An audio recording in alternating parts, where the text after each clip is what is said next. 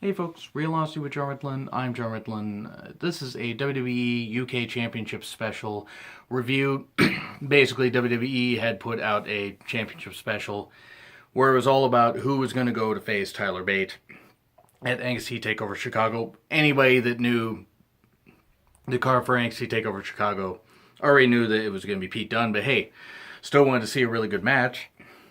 So there were 4 matches on this whole card. Start off with, and first off, I want to say before I get to the matches, JR and Nigel McGuinness calling this thing is fantastic. JR has a lot of years of calling various wrestling, and I think his time calling for New Japan, you know, and stuff like that has really helped him. But the guy called matches for years and years and years before, and before he got to WWE, and he knows a lot of styles. And then Nigel McGuinness also, the amount of knowledge that he has of the British, the British wrestling scene, and just like the certain styles and everything, and having been in the ring, so much great knowledge from this commentary team that really helped.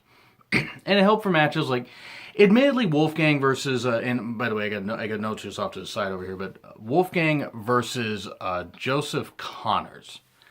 I can't say this is the best match. I like Wolfgang, and I think Joseph Connors has a good look too. But this is a fine just way to kind of pump people for the opening, of the show.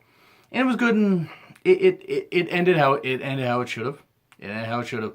Wolfgang, I think, is a pretty good star, even in his mid-30s. And I think Joseph Connors got a bit of a future. So it was a fun opener. Not a great opener, but a fun opener. And certainly the UK crowd really helped add so much to it. I think that if WWE can produce more specials there, that will really help. One, it'll help the UK brand, but two, it'll help bring some more fans into the WWE network. Because if you produce this kind of content and show that the UK scene really is really good, stocked with a lot of talent, they did a good job here with the UK brand.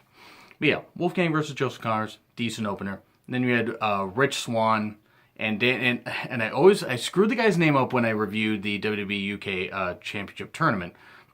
Dan Maloney. So Rich Swann, Dan Maloney versus the Brian Kendrick and TJP. Well, I'm just gonna call him Perkins, TJ Perkins, because that's what I'm gonna call him. And it was fun. I mean, Dan of course got a good reaction, being the home country boy. Rich Swann got a pretty good pop. Kendrick did also, because he's wrestled all over the world, and same with TJP. And it was fun. I mean, the finish was a little fluky with the weird kind of roll-up that might have been a bit of a botch or whatever, with Kendrick and TJP getting the win. But still, it was really fun. It was it was a solid matchup. It was a solid matchup, and one that it was a nice mixture of putting a young UK guy with somebody like Rich Swann who could help him. And I'm not saying that Maloney doesn't know what he's doing, but age is like his biggest detriment right now. He'll do better as he goes along. He did fine. I'm excited to see what the young man will do. And Kendrick and Perkins, kind of weird that they were rivals for so long, and then now, like just mere months later, they're teaming back up, which was fine. And I mean, it shows the common bond between heels, and it was fun. It was a fun match. And then I think, based on psychology alone, I almost want to call it. There were two. It's like 1 and 1A for matches of the night. Trent Seven, who had an arm injury in a previous match with Wolfgang, was getting it checked out, and Pete Dunne went and checked him out, backstage. Slammed his arm against the wall because that's what Pete Dunne does. Pete Dunne's such a freaking star, I swear. That guy reminds me of a British Owen Hart, just the way he looks. And I mean that with all the compliments in the world, because Owen Hart was great. He just has that just take no prisoners attitude, and that I'm going to do everything I can to get the win. The whole bruiserweight thing and carrying the Progress, championship in his mouth, and just, doing this, that kind of stuff. That was great. But of course, Trent was, selling his arm, had the arm wrapped and everything, and that was really nice, and it was really good. It was really good psychology, really fun. I thought that what was great about it was being able to appreciate, like, hey, how can Trent, use a 7-star when he uses his right arm? Only try with the left arm, and there was a lot of really good moves.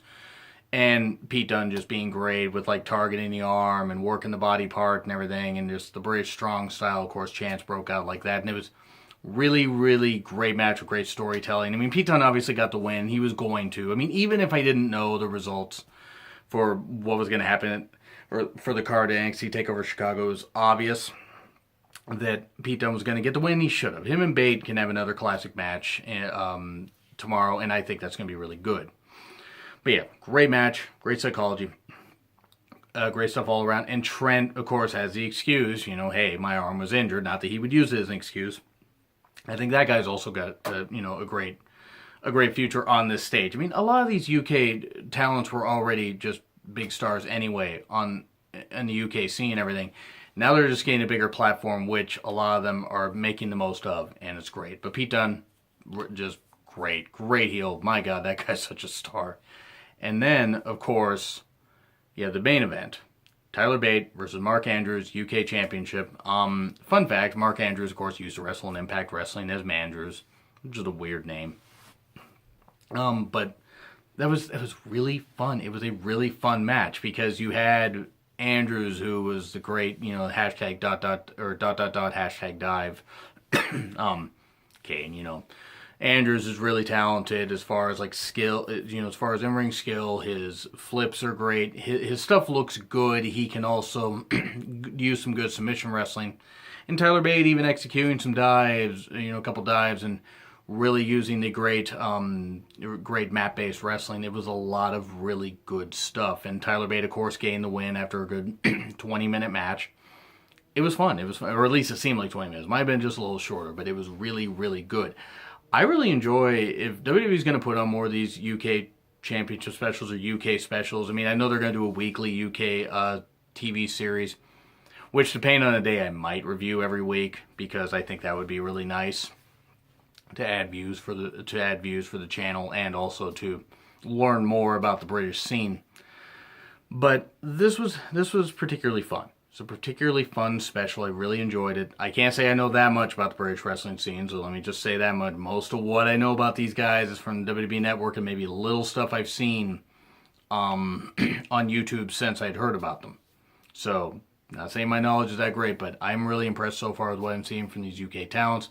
Hopefully the UK brand for WWE can continue to grow, and hopefully the UK brand all around in all different companies, Progress and various other companies. There are a couple others. They're all right in my head, so I can't think of them right now.